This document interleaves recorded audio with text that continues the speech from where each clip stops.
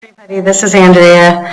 I had intended to make a video. Well, actually, I did make a video. I made a video last night. I made this video about all of the corruption and injustice and extortion attempts and all of these things.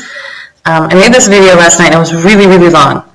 And I thought, I need to break this up into smaller bits so it's a little bit easier to digest. Nobody wants to watch the video this long of somebody who doesn't have any real speaking ability and has this real struggle in telling a linear story.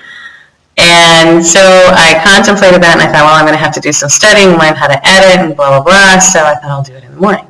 I'll get this editing done and then I'll post these smaller clips of the video that I made. And I'm going to do that, but I didn't do it today. And I'll tell you why. Well, I woke up this morning and I felt really miserable. I was just not feeling well. I ached all over and my head hurt and my stomach was upset and all of those things. And that's not part of my story. But I laid around all day and I didn't feel sorry for myself, but I just didn't feel good, so I didn't want to do anything. And then I had the opportunity to receive this phone call, and I say an opportunity, and what I mean is, well, I had this kind of life-altering experience with this phone call. The woman who called me, the young woman who called me, is a young woman who I really have a strong connection with. I met her in prison. She's still in prison. And you think, oh, why did you give this girl your phone number? That's kind of weird. And I've given a lot of women my phone number, my personal cell phone number, and they call me pretty often. And today, this phone call that I received from this young woman is the very kind of central part of the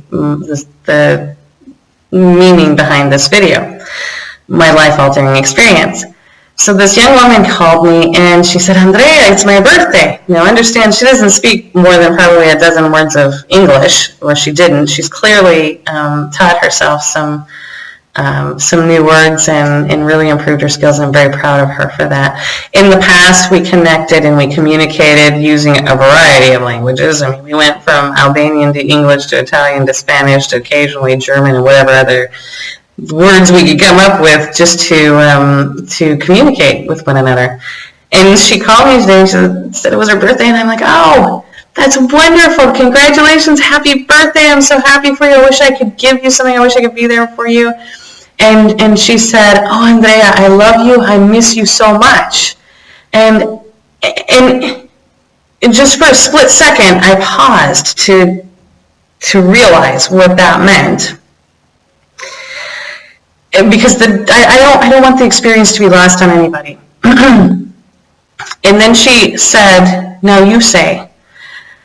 And I said, oh, I love you so much. I miss you. And I said, I miss my baby, because that's what I called her. She was one of my babies, because this girl, she really made an impact on me. The sweetness, the kindness, her quiet beauty, really, I really connected with her. She was just a darling. And when I said that, I said, I love you and I miss you so much. I miss my baby. And I could hear her quietly crying on the other end of the phone. And she said, I call Andrea to hear, and meaning that she called to hear me say, I love you.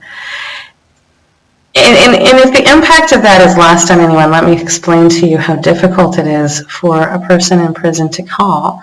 You probably don't have a lot of money because you're in prison, and hopefully you have family on the outside or friends or someone who can either purchase these phone cards I think they're about the equivalent of about $12 US a card.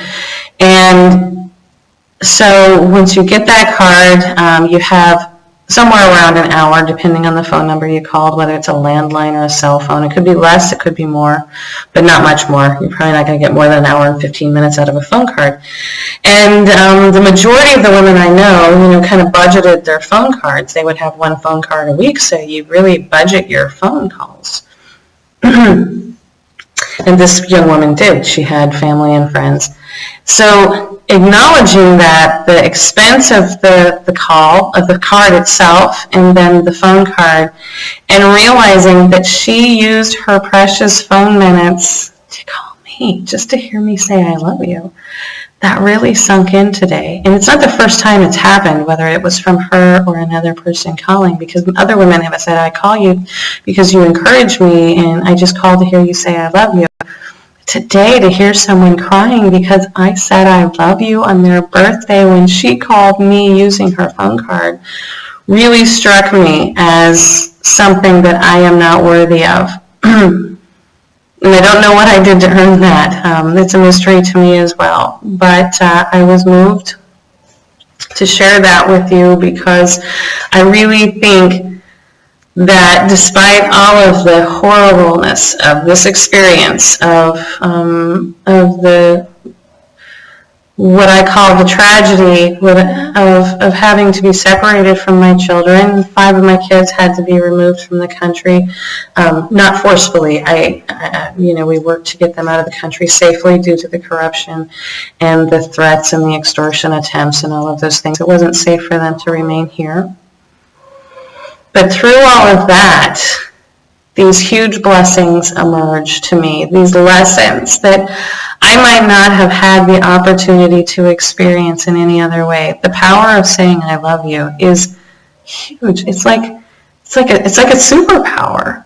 If we all activated our superpowers, we could overcome the corruption and the injustice and the greed and the evil and whatever words you want to put into that. We could, because it changes people's lives. It changes their hearts. If someone called me, just me, I'm nobody special. A young woman called me to hear me say I love you because she needed to hear that.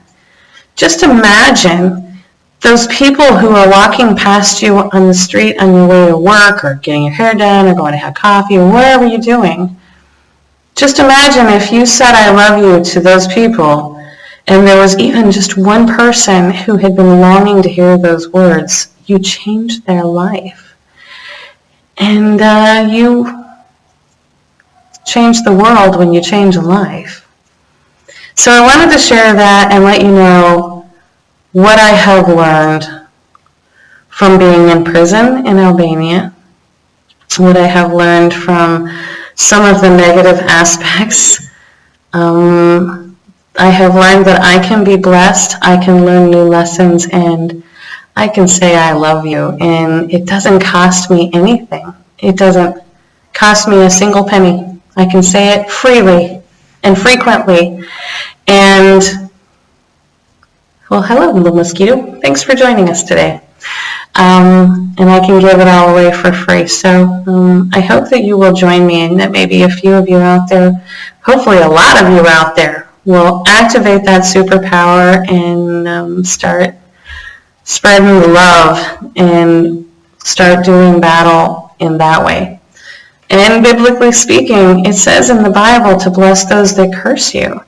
And what better way to bless someone than saying I love you? Because it's easy to say, well, just bless them, Lord.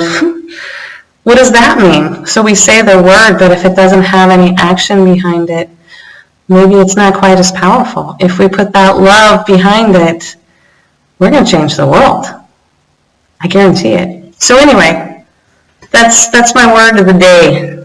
Well, words. 3 of them. 3. I love you. And I do, I love you. Everybody who's watching, anybody needs to hear it, call me up. Put a comment on here. I'll tell you, and I'll mean it. I love you. I have a lot of love to give. It's possible. We're all capable of it, and we can all do it. So I hope you found that lesson that I learned. I don't know if it made any changes in anybody else's lives, but that's what I learned. So anyway, thanks for listening. I love you. I'll talk to you again real soon. And until then, goodbye.